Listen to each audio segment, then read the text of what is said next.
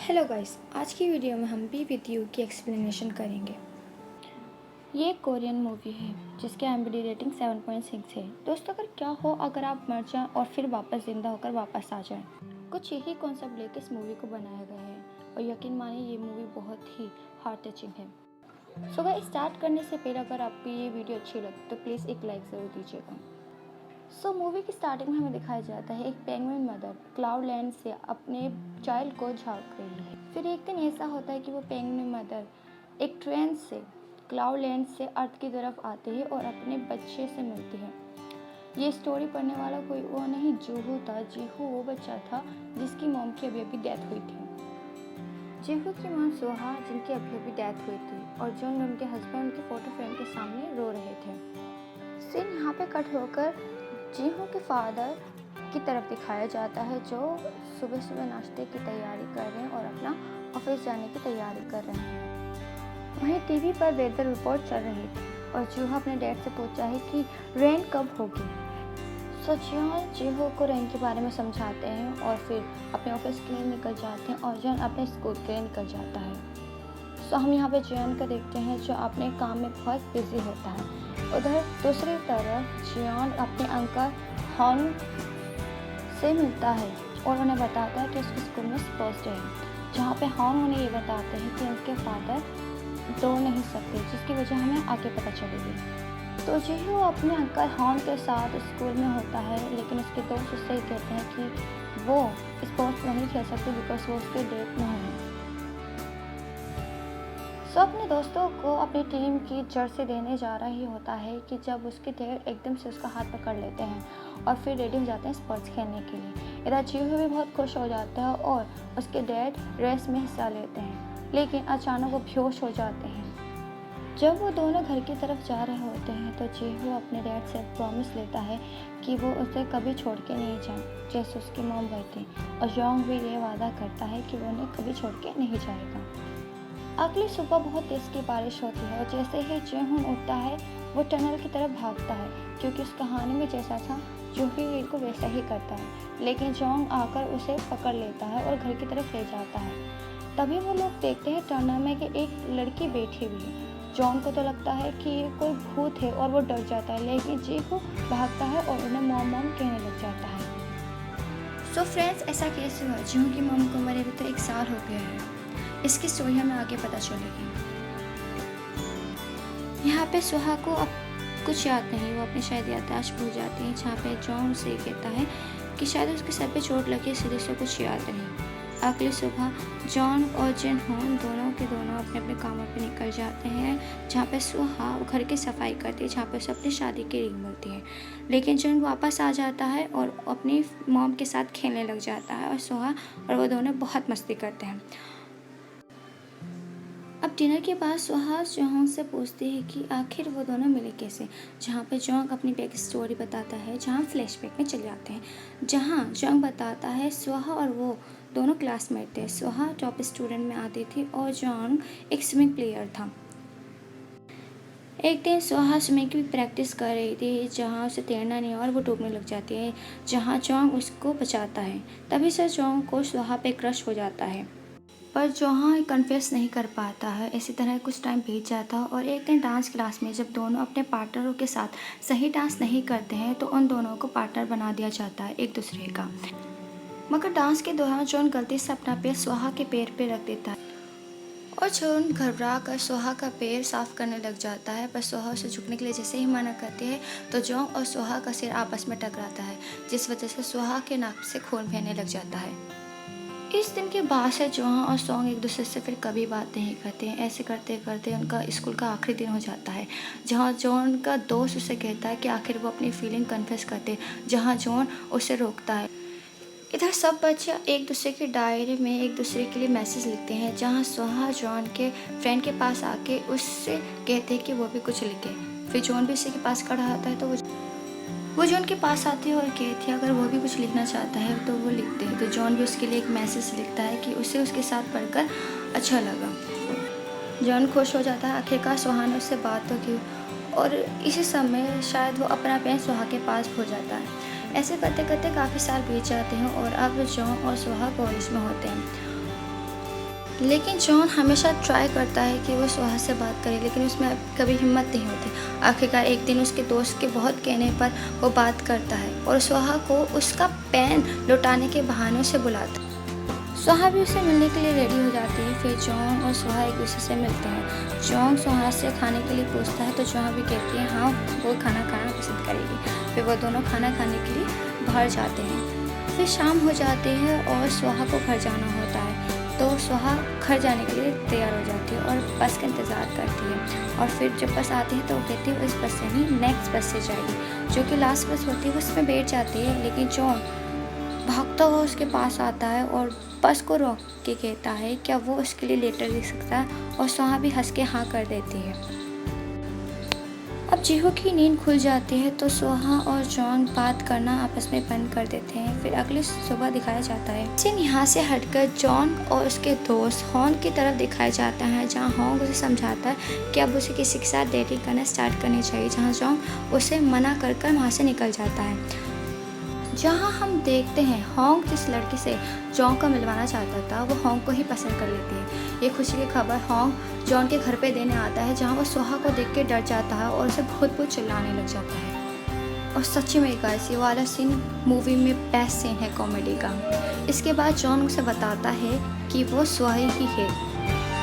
इसके बाद जॉन सुहा को अपने साथ मूवी दिखाने के लिए ले जाता है, जहाँ वो माउंटेन में एक पार्किंग हॉल थिएटर में मूवी देखते हैं।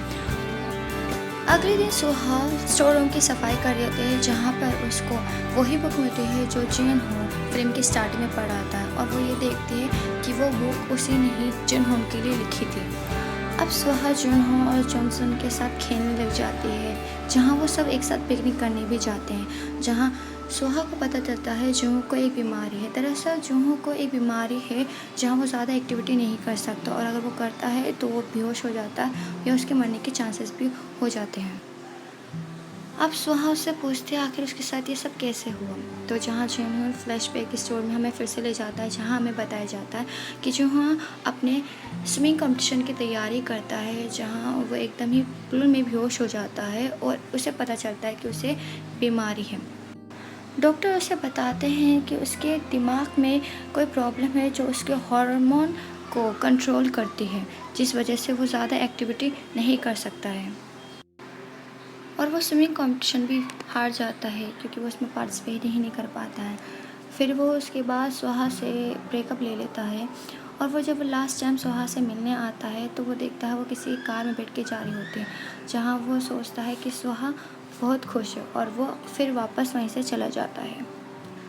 फिर कुछ टाइम बाद सुहा की उसके पास कॉल आती है जो उससे रेलवे स्टेशन की तरफ बुलाती है, और वह जब रेलवे स्टेशन पे सुहा से मिलने जाता है तो रेलवे स्टेशन पर सुहा भागती हुई उसके पास आती है और उसे प्रपोज करती है शादी के लिए। अब सीन कट होकर प्रेजेंट में आता है, जहाँ पर वेदर रिपोर्ट चल रही होती है, जहाँ पे बताया जाता है रेनी सीजन ख़त्म होने वाला है। सुहा को डस्टिंग करते वक्त अपनी डायरी मिलती है, जहाँ पे वो अपनी डायरी पढ़ती है। फिर उसके तुरंत बाद हमें दिखाया जाता है सुहा जूहू को सफाई करना, एग फ्राई करना और नहाना, हेयर वॉश करना सिखाती है। ऐसे ऑडियंस हम ये सोचते हैं कि आखिर सुहा क्या कर रही है। अब सीन यहाँ पे कट होकर जून हो और जॉन की तरफ दिखाया जाता है, जहाँ पे जून हो किसी बच्चे की कार धो रहा था और उस बच्चे की मॉम जून को डांटी। जब जॉन वहाँ पे आता है तो उनसे माफ़ी मांगता है और जॉन ये पूछता है कि जून हो तो मैंने ऐसा क्यों कहा, जहाँ जून रोकर ही बोलता है कि उसके दोस्त ने कहा था अगर वो उसकी कार धोएगा तो रेनी सीजन पूरे साल चलेगा। और दूसरी तरफ सुहा को दिखाया जाता है, जहाँ सुहा हॉन्ग से मिलने जाती है। सुहा हॉन्ग से एक फेवर मांगती है जिसके बारे में मूवी के लास्ट में पता चलेगा। फिर हम देखते हैं जूहू, सुहा और जॉन ये सब मिलकर जूहू का बर्थडे सेलिब्रेट किया जाता है, और जूहू का बर्थडे में सुहा थोड़ी इमोशनल भी हो जाती है। फ्रेंड्स, हम देखते हैं यहाँ पे कि रेन सीजन अब ख़त्म होने वाला है, जिसका मतलब है सुहा को अब वापस जाना होगा। वहीं दूसरी तरफ जूहू के स्कूल में म्यूज़िक कॉन्सर्ट होता है, जिसमें जूहू ने भी पार्टिसिपेट किया था। सुहा पहले तो जूहू के स्कूल के बाहर जोंग का वेट करती है, बट जब जोंग नहीं आता तो सुहा अकेले ही कॉन्सर्ट में चली आती है। उस कॉन्सर्ट में बारी बारी से सब बच्चे अपने फ्यूचर के बारे में बताते हैं कि वो फ्यूचर में क्या बनना चाहते हैं, पर जब जूहू की बारी आती है जो जूहू बिल्कुल चुप हो जाता है।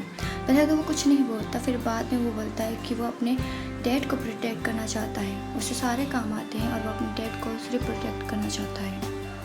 कॉन्सर्ट में जितने भी लोग होते हैं सब जूहों के लिए बहुत तेज़ की क्लैप करते हैं। उधर सुहा भी पीछे ही खड़ी होती है, वो भी जूहों के लिए बहुत तेज़ क्लैप करती है। दूसरी तरफ हमें दिखाया जाता है जोंग, जो कि स्विमिंग पूल की सफाई कर रहा था। अचानक एक लेडी वहाँ बेहोश हो जाती है और डूबने लग जाती है। जोंग उसकी हेल्प करने के लिए तैरता है, जिसकी वजह से उसकी कंडीशन बहुत ख़राब हो जाती है। दूसरी तरफ सुहा देखती है कि सनराइजिंग हो गई और बादल हटने लगे हैं, जिसका एक ही मतलब होता है कि अब रेनी सीज़न ख़त्म हो गया, जिसका मतलब होता है कि सुहा को अब वापस जाना होगा। सुहा वापस जाने के लिए टनल की ओर जाती है। वहीं दूसरी तरफ हम देखते हैं जूहू भी अपने स्कूल से भागते हुए घर की तरफ आता है अपनी मॉम को देखने के लिए। उधर जॉन को भी पता चल जाता है कि अब सुहा का जाने का वक्त हो गया है। इसलिए दोनों सुहा को ढूंढते हुए टनल की ओर आते हैं, जहाँ जीहू सुहा को देखता है और उसे जाने से रोकता है। बस सुहा जीहू को समझाती है कि अब उसका जाने का वक्त आ गया। शायद इसलिए ही गॉड ने उसे आने का मौका दिया था, क्योंकि वो उसे डेस्परेटली बुला रहे थे। जीहू समझ जाता है और सुहा जीहू को गले लगाती है। दूर से जोंग उसकी तरफ देखता है और रोने लग जाता है।